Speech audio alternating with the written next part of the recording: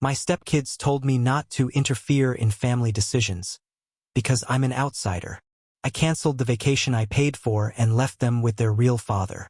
You should have seen their faces. Don't forget to subscribe and share your experiences below. Let's get started.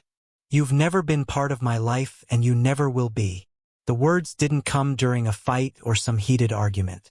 They came casually, as if Connor were just stating a fact. He said it in the living room, sitting back on the couch, scrolling his phone, his voice flat like he was reading a headline. He didn't even look at me when he said it. That cut deeper than the words themselves. I remember standing there with his soccer bag in my hands, having just carried it in from the car. My arms were still sore from a 12-hour shift at the shop, and my back ached from bending over engines all day. I thought he'd notice what I did for him, or at least mutter a thank you. Instead, all I got was that sentence. "You're not my real dad." It landed on me like a nail hammered into wood. And yet, I swallowed the pain and kept going. That was my role. Steady, dependable, unshaken. My name is Michael. I'm 44 years old, and I work as a mechanic in Seattle. I've spent my life fixing broken things. Cars, machines, engines that everyone else thought were beyond repair. When I met Amanda, I thought I could fix a family too. She was a mother of 3 from her first marriage.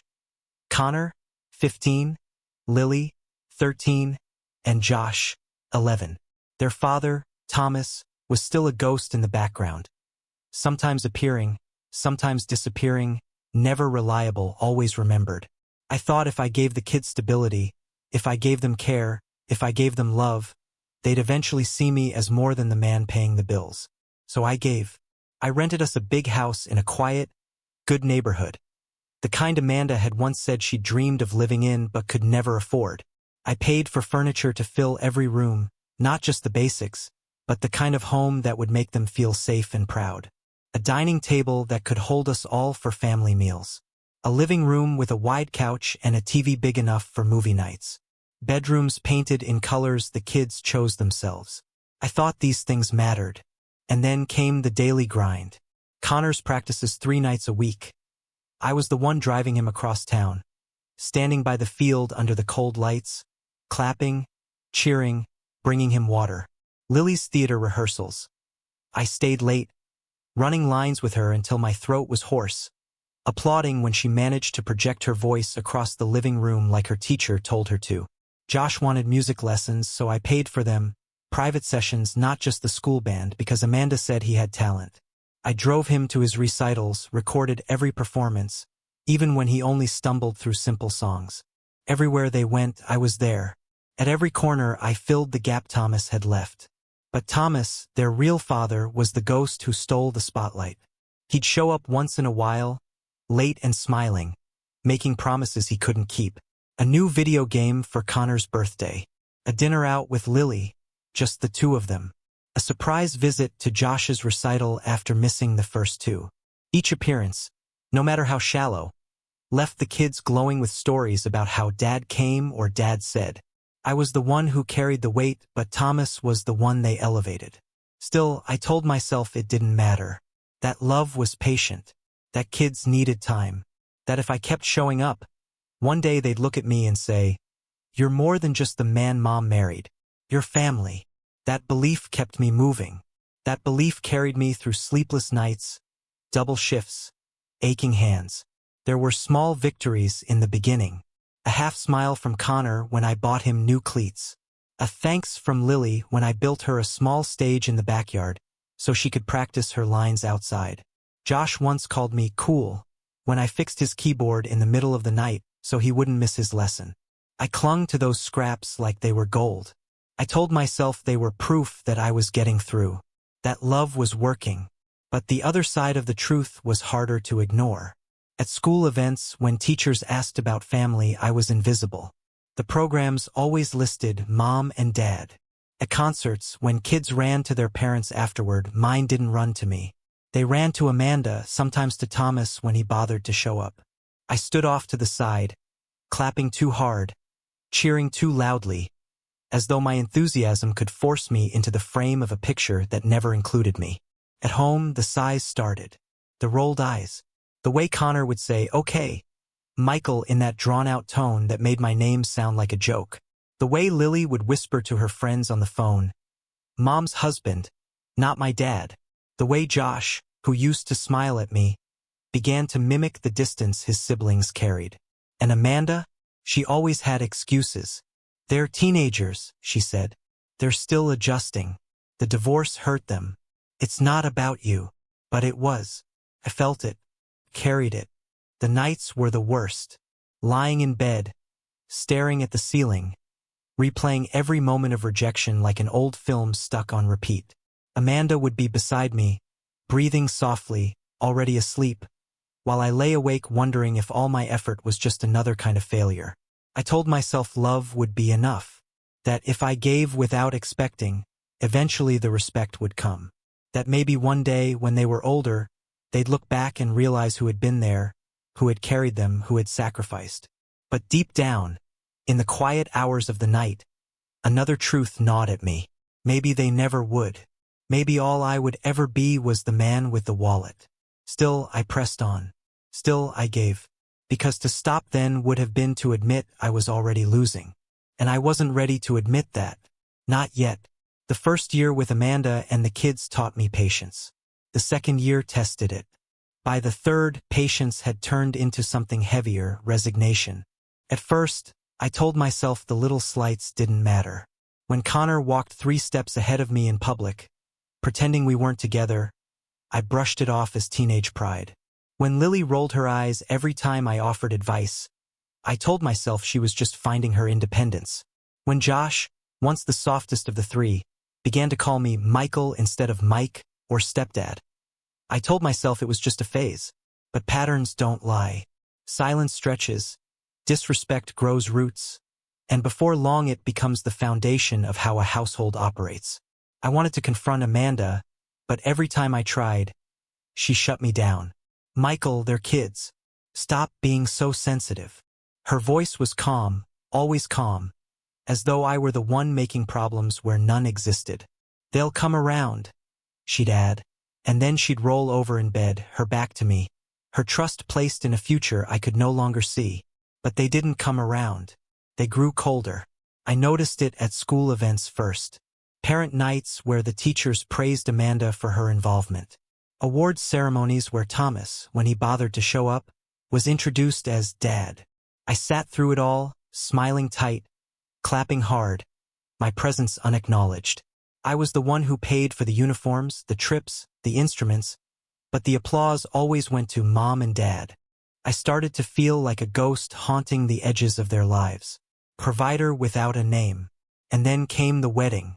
Amanda and I had been together long enough that marriage felt like the natural next step. I thought maybe it would solidify my place, make me more than just the man who rented the house and paid the bills. I wanted it to mean something not just for us, but for the kids too. The ceremony was small, int asterisk mate. Amanda looked beautiful in her dress, her smile radiant as she walked down the aisle. I told myself this would be the moment, that standing there, exchanging vows, we would stitch together a family in the eyes of everyone present. But even on that day, reality slipped through the cracks. During the reception, as music played and laughter filled the room, I overheard Lily whispering to her friend at one of the tables. Her words floated through the noise and hit me with more force than the loudest shout. "He just pays for everything. So of course Mom married him." I froze. For a moment, I couldn't breathe. My hand tightened around the glass I was holding until I thought it might shatter. She wasn't angry when she said it. She wasn't even cruel. She was casual, matter-of-fact, as though she were stating something everyone already knew. I looked across the room at Amanda, laughing with a relative, glowing in her white dress. I wanted to tell myself Lily didn't mean it. But deep down, I knew she had just spoken the truth they all carried inside. After the honeymoon, I tried to address it. I suggested a family meeting, a time to sit down and talk about respect, about how we would move forward now that we were officially bound together.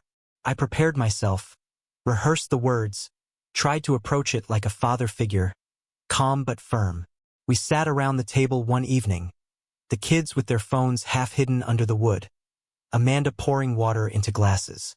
I cleared my throat, ready to begin. I think now that we're all living together as a family, we need to set some ground rules. Respect, communication. Connor cut me off before I could finish. He didn't even look up from his phone. You're not our dad. Don't tell us what to do.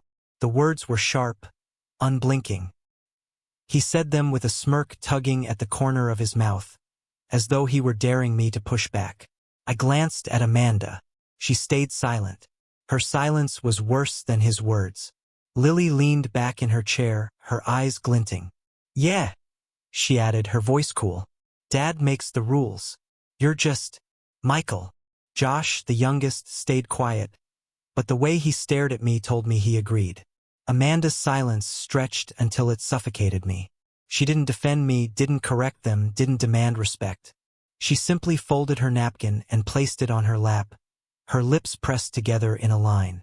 That night, lying in bed beside her, I turned toward the ceiling and asked quietly, "Why didn't you say anything?" Her answer was soft, almost dismissive. "They're kids, Michael. They'll grow out of it." But I knew. They weren't growing out of it. They were growing into it. And I was the one being pushed further and further out. The weeks after the wedding made it impossible to ignore. Every request I made was challenged. Every instruction dismissed unless Amanda repeated it. When I cooked dinner, they sighed and complained. When I helped with homework, they rolled their eyes. When I offered advice, they laughed. Even my victories turned sour.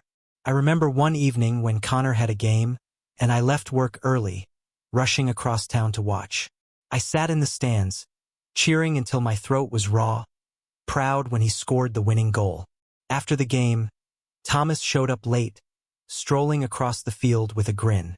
Connor ran straight to him, arms wide, celebrating as if Thomas had been there the whole time. I stood off to the side, invisible again. It was always like that. Thomas's rare appearances carried more weight than all my daily sacrifices. The house began to feel hostile. I no longer felt like I was living in my own home. I was a guest, tolerated but never embraced. One night, I overheard the kids talking in Lily's room. Their voices were muffled but clear enough.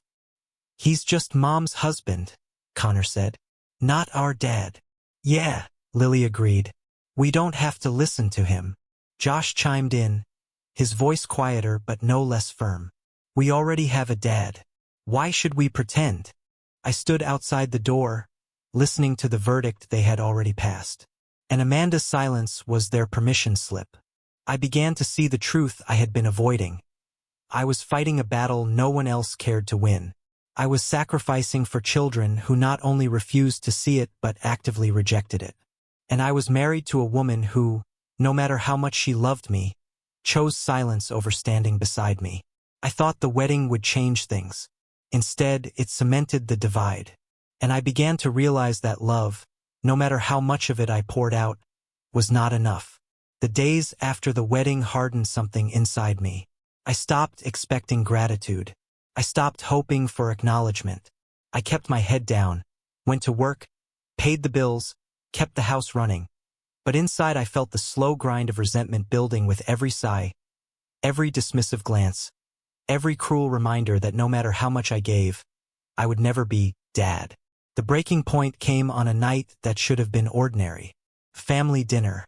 I had grilled steaks on the back deck, seasoned just the way Connor liked, with garlic bread for Lily and a side of pasta for Josh. I poured drinks, set the table, and called them down. For a moment, I let myself imagine it could be what I had always wanted. A simple meal, a family gathered, conversation flowing. But the moment they sat, it all cracked. They each pulled out their phones, thumbs flying, screens lighting up their faces. I asked politely at first, "Hey, let's put the phones away tonight. Let's just eat together." Connor didn't even look up. He smirked. "You're just a guest in our house, not the boss." The words hit harder than a punch. Lily laughed, a sharp little sound, and added, "We make the family decisions, you're an outsider." Josh, usually quieter, delivered the final blow. "We already have a dad. You're just the neighbor here." Neighbor. I sat there, in the house I paid for, staring at 3 children who lived on my labor and spoke of me like I was an intruder. Amanda said nothing. She just picked at her food, eyes down, silence her only contribution. That silence was my answer. Something inside me broke cleanly, like a bone snapping after too much strain. I realized in that moment that no matter what I did, no matter how much I gave, I would never be more than the man with the wallet. I finished my meal in silence. I didn't argue, didn't raise my voice, didn't demand respect. What would have been the point? Their verdict was clear. That night, while Amanda slept beside me, I lay awake staring at the ceiling. I thought of every dollar I had spent, every hour I had sacrificed, every time I had been told to wait, to be patient, to understand. I thought of Thomas, the man who floated in and out, glorified despite his absence.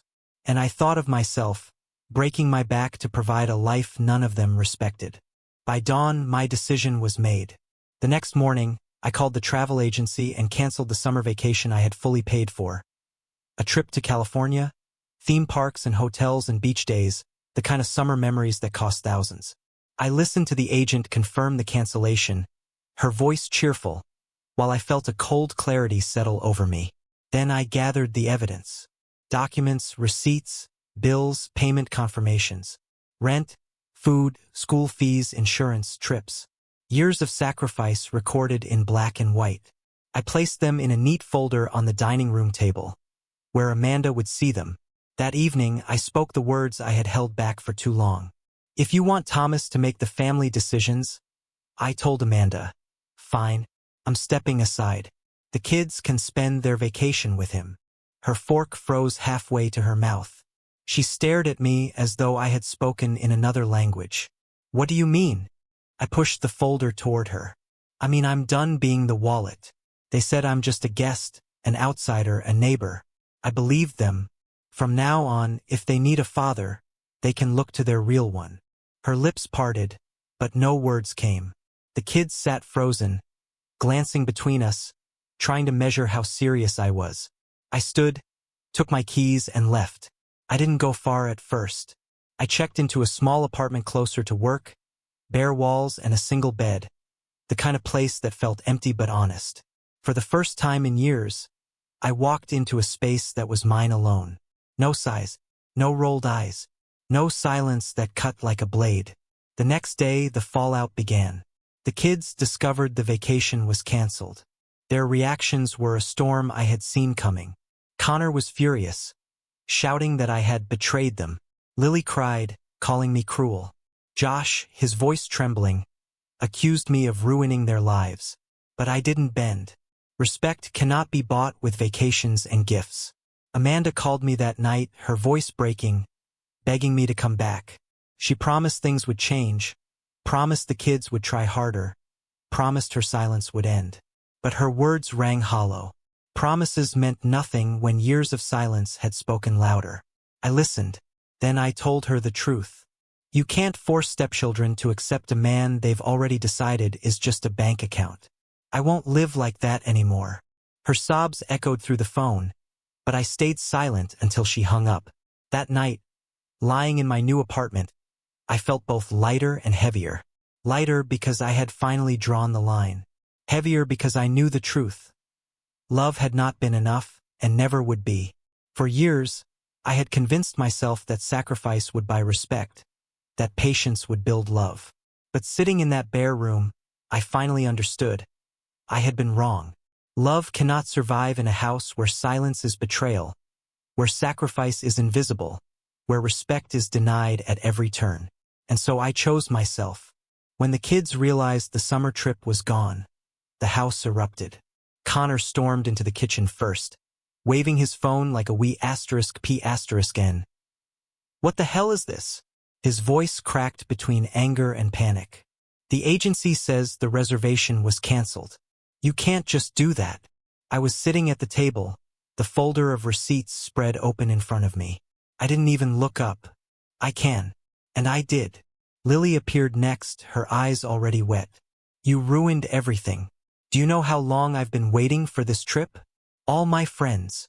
I cut her off. Your friends? Your shows? Your vacations? All of it has been on my back. Every single one. And you made it clear I'm not family. So from now on, I won't act like I am. Josh stumbled in behind her, pale and shaking. You betrayed us. The word stung, but I swallowed it. Betrayal was what I had lived with for years. Their constant elevation of Thomas, their mother's silence, their open contempt. Canceling a trip wasn't betrayal. It was truth. Amanda tried to calm the storm. She grabbed Connor's arm, tried to soothe Lily, told Josh to sit down. But her voice was drowned by theirs. Accusations, demands, the same chorus of disrespect now dressed in desperation. That evening, I packed a small bag. I didn't slam doors or shout. I just told Amanda I was moving into an apartment closer to work. Her face crumpled. Michael, please, don't do this. They'll change. They'll learn. They had years to learn, I replied. And you had years to demand it. You chose silence. Now I'm choosing myself. Her tears followed me out the door, but I didn't turn back. In the weeks that followed, the calls came in waves. First furious, then pleading. Connor raged the loudest. You're selfish. You're ruining my future. Do you know how expensive college is? His voice dripped with entitlement, not once with gratitude. I answered calmly. Then ask your father. Lily's calls were softer, but manipulative in their own way. Please, Michael. I didn't mean what I said. You know you're important to us. Her words rang hollow, rehearsed. The same voice I had once overheard whispering to a friend that Amanda had only married me for money. You said I was just the man who pays for everything, I reminded her. I finally believed you. Josh broke my heart most. His voice shook, his anger crumbling into fear. I need you, Michael. Please. Dad doesn't answer. He never does. I closed my eyes, fighting the weight of it. You should have thought of that before you called me a neighbor. Silence. Then the line went dead. Amanda's desperation grew with each passing day. She visited my apartment once, unannounced, her hair unkempt, her eyes red from crying. She stood in the doorway, begging. Come home, please. We can fix this. I'll talk to them. I'll make them respect you. Her promises were too late. You had your chance, I told her. Every time they cut me down, you stayed quiet. Every time Thomas showed up and they praised him, you let them. Every time they told me I wasn't their father, you didn't correct them. That silence is what destroyed us, not me. She collapsed into tears, but I didn't soften. I had lived too long bending until my spine nearly snapped. Thomas entered the picture soon enough. Not with solutions, not with money, but with excuses. He called once, his voice defensive. Why are you making this harder on them? They're kids. You can't just cut them off.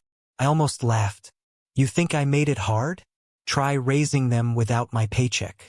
Try carrying the weight I carried for years while they spit in your face. Let's see how long you last. He muttered something about not being ready and hung up. That was Thomas, always vanishing when it mattered. But this time, the vanishing act wasn't mine to cover. It was his. The collapse was slow, then sudden. Connor called again weeks later, his fury gone, replaced with panic.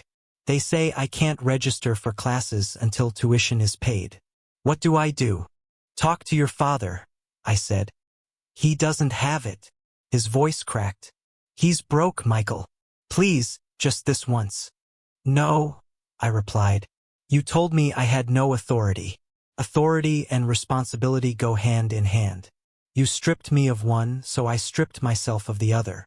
He cursed me, then hung up. Lily's texts came next. Pages of apologies, promises to change, declarations of love. But I had seen enough of her duplicity to know her words weren't born of respect. They were born of fear, fear of losing the comforts she had taken for granted. Josh never cursed, never manipulated. His silence said more than any words could. Sometimes I wished he would rage, because at least anger carries honesty. His quiet begging felt like watching a child drown while the rope he had cut himself drifted just out of reach. But I didn't throw the rope again. Not this time. Amanda's last attempt came late one night. She called me, her voice raw. They're just kids, Michael. They don't understand the damage they've done. I held the phone to my ear, staring at the bare walls of my apartment. They understood enough. They we asterisk p asterisk nized your silence and Thomas's blood against me for years. They knew I was the provider. They chose to spit on me anyway. That's not misunderstanding. That's choice. Her sobs filled the line. You're cruel. No, I said quietly. I'm consistent. For once. And I hung up. The last time I saw them was by accident. I was at the grocery store, pushing a cart of simple essentials. Bread, milk, eggs. When I turned the corner and nearly collided with them, Amanda pushing her cart, the kids trailing behind her. They froze. Connor's face hardened. Lily's eyes darted away. Josh stared at the ground. Amanda looked at me with a mixture of longing and shame. We stood there for a moment, the silence thicker than any words could be. Finally, I nodded once, pushed my cart past them, and walked away. No words, no reconciliation, just distance. Now I live quietly in my apartment. I work, I eat alone. I sleep without the weight of their silence pressing on me. Sometimes I think of them, of Connor's smirk, of Lily's sharp tongue, of Josh's trembling voice. Sometimes I think of Amanda, and the way her silence ruined everything. Do I regret leaving? No. Do I regret giving years of my life to children who never saw me as more than a wallet? Maybe. But regret doesn't undo reality. I know this. Love was not enough. Sacrifice was not enough. Presence was not enough. Respect was the one thing I needed, and it was the one thing they refused to give. So I cut the cord. Maybe one day they'll understand. Maybe one day they'll come knocking, full of apologies, begging for another chance. But even if they do, the truth won't change. Love without respect is slavery, and I will never wear those chains again. So tell me, was I wrong? Was I cruel for finally choosing myself? Or was this the only way left to show them that a man is more than a wallet, more than silence, more than a ghost in his own home? What would you have done if you were me?